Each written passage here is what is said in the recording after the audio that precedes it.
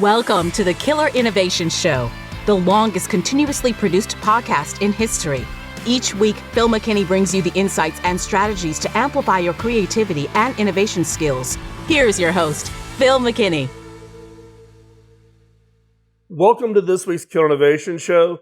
This week, we're going to talk about terminology that has caused some confusion based on the questions that are sent to me.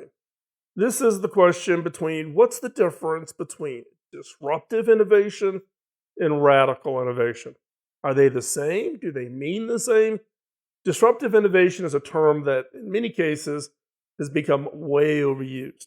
And radical innovation is radical. It is something distinctly different. And that's what we're going to talk about in today's episode. But before we hop in, I have that favor to ask. Hit the subscribe button, subscribe to the show. That way you get notified each and every time a new episode is posted. Follow us on social media. Keep up with conversation throughout the week. And then share. Help us tell others. Help us spread the word. All the show notes in the show are over at killerinnovations.com, but also they're available over at theinnovators.network, the syndicator and distributor of all of our content. So you can go check that out also. So without any further delay, let's hop in to this week's episode.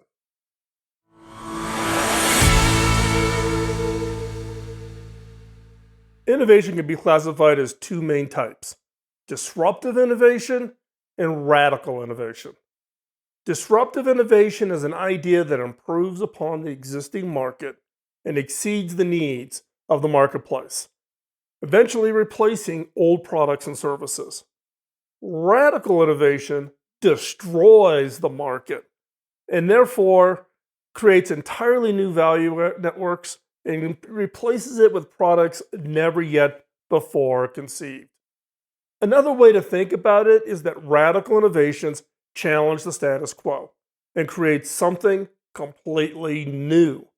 Disruptive innovations are those that make an existing product or service obsolete by replacing it. Many believe that both disruptive innovation and radical innovation result from chance or luck. However, there's a lot of evidence to suggest that they are the result of specific mindset and problem solving, and therefore is something that you can learn. So what's the secret to being able to consistently create disruptive innovation and radical innovations? Well, first off, let's talk in more details about each. What is disruptive innovation? There are a few things to keep in mind when creating disruptive innovations. First, it's important to understand the existing market and value network. Next, you need to identify any gaps or shortcomings in those existing markets. And finally, you need to create something that fills that gap and provides more value than what is currently available. Now, there are several famous examples of disruptive innovations, such as the iPhone, which disrupted the existing smartphone market by offering a better user experience and more features than the competition. Uber also disrupted the taxi industry by offering a better, more convenient alternative to traditional taxis. Now, how do you create disruptive innovation? Here are a few tips. 1, study the existing market. Really study it and identify any gaps or shortcomings. It's no secret that to create disruptive innovation, you need to do the research. You need to become deep and an expert in the marketplace that you're going to go after. And by doing so, you can identify those gaps, those shortcomings that may exist, and work to fill them with your new product or service. Only then will you be able to identify any opportunities for change and to capitalize on them. Next, identify potential opportunities or weaknesses in the current market. Now, these opportunities can lead to disruptive in a variety of ways. For example, an opportunity may present itself for a new type of business model to enter the market, disrupting the status quo, such as Uber. Alternatively, A weakness in one area of the market may create an opening for a new competitor to emerge and take market share by offering something the others don't do. Either way, it's important to keep an eye out for opportunities and weaknesses, and then to be prepared to capitalize them. Or, if you're in the market, defend against them if they arise. Doing so can help you stay ahead of your competition and achieve disruptive innovation. Third, prototype your idea. Get feedback from potential users and customers. Prototyping is absolutely essential to creating disruptive innovation. By testing out your idea and getting feedback from potential users or customers, you can determine whether there is a demand for your product or service and make necessary adjustments before you investing too much time and money into the development. Feedback from early adopters can be especially valuable in helping you gauge interest and determine what features or aspects of your prototype are most appealing or not. 4, launch your product or service and continue to improve and refine it based on the feedback from your customers. Launching your product or service is one of the most important steps. It allows you to get feedback from users and customers. This process helps you create a product or service that meets the needs of your target market, which can lead to greater success. Of course, there's no guaranteed formula for success, and it's possible that your innovation may not be as successful as you hope. However, by following these tips, you increase your chances of creating a disruptive innovation that could change the world. So, what is a radical innovation? Radical innovation is about doing things differently to create something new and better. It can be changed to the way you do things or a completely novel approach nobody has ever tried before. Whatever it is, it needs to be something that makes a real difference. Now, there are countless examples of radical innovation. Here are 3. 1. The Google search engine. When Google launched its search engine in 1998, it was a radical new way to find information online. For those of us old enough, we can all remember what it was like before Google. The only way to find information on the web was by using directories such as Yahoo or browsing through websites one by one. Google's search engine changed all that by allowing users to type in keywords and find relevant directories almost instantly.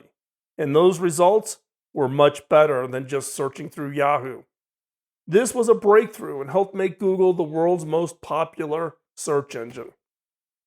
Next, Tesla's electric cars. Now, electric cars have been around for a long time, but Tesla's Model S was a game changer.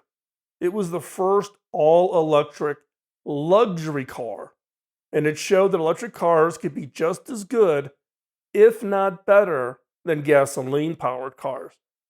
This is an example where radical innovation doesn't always mean more tech. It can be simply in the way the product is created, manufactured, presented, and sold. Tesla's electric cars have helped change the way people think about transportation, and it's spurred other companies to develop their own electric car models. Next, SpaceX reusable rockets. Now, SpaceX is a private company, again, founded by Elon. Elon also founded Tesla. But he's developed a new type of rocket that can be reused. This is a breakthrough because it significantly reduces the cost of travel. SpaceX rockets are helping to make space exploration more affordable and accessible, which can lead to major advances in the field.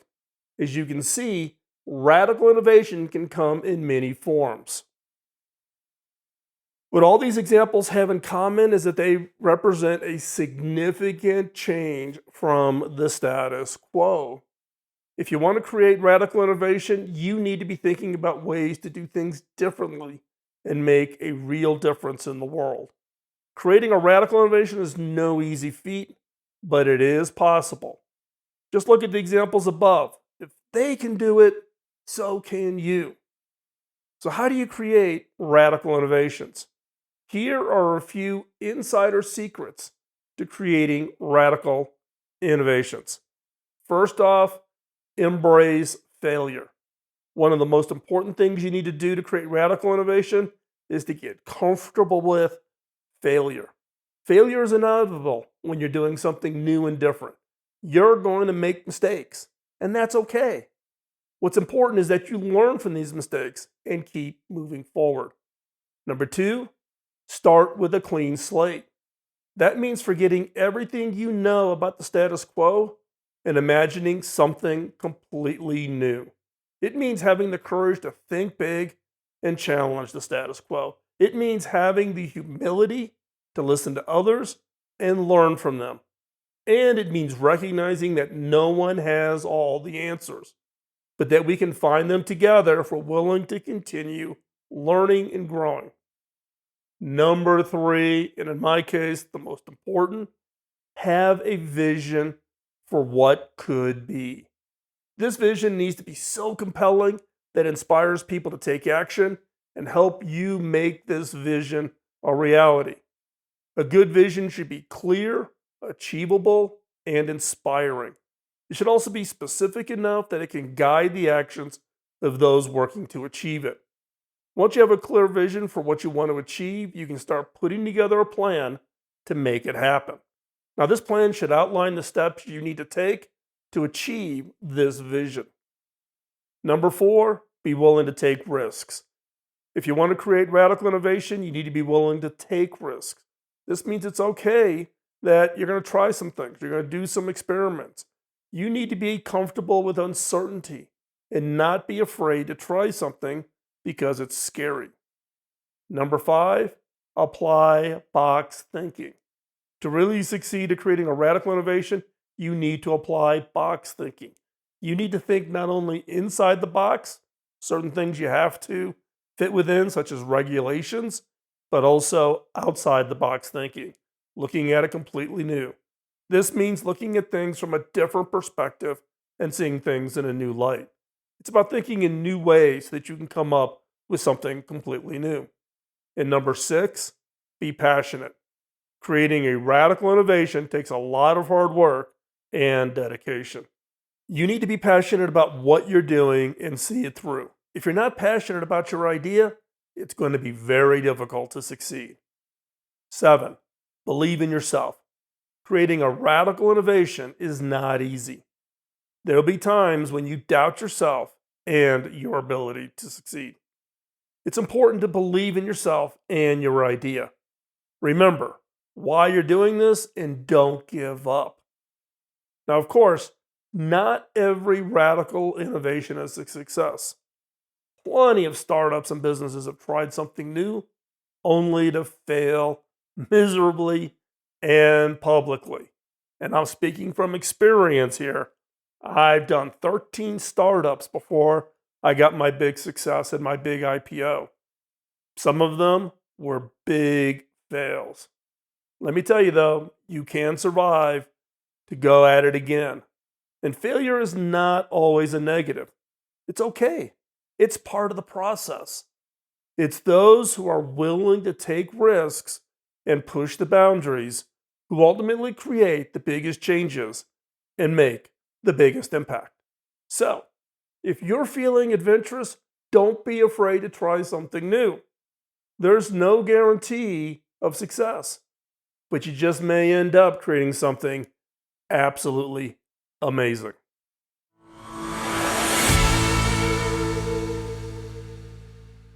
So, what innovation are you working on? Are you working on a disruptive innovation or a radical innovation?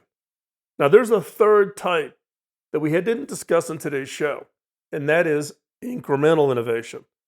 Incremental innovation is when you take an existing product and improve it and enhance it. Most, if not 90% of most innovation work done within organizations is incremental. And it's not a bad thing. It's not a negative.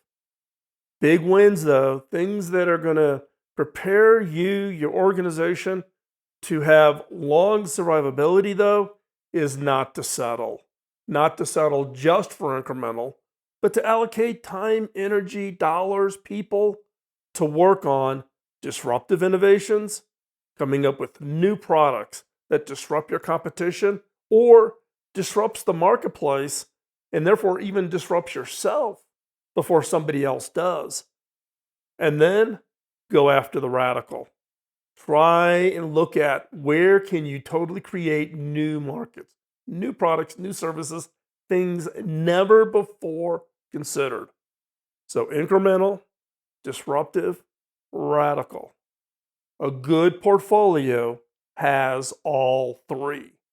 Don't get stuck into one bucket or the other. Not if you want to have innovation success. With that, thanks for taking the time out of joining us this week here on the show. We greatly appreciate the time and your commitment. Remember, go check out all of the shows over at theinnovators.network, not only my show, but Kim McNicholas and all of the other contributors that are now helping us build up the Innovators.network, a source for innovation journalism to fill in all the information that you're looking for, not only just about the background in innovation, but how it's actually being applied and telling the true stories of innovation. And with that, I'm going to thank you for your time again. Really appreciate it. Go out there, work on your ideas, and change the world.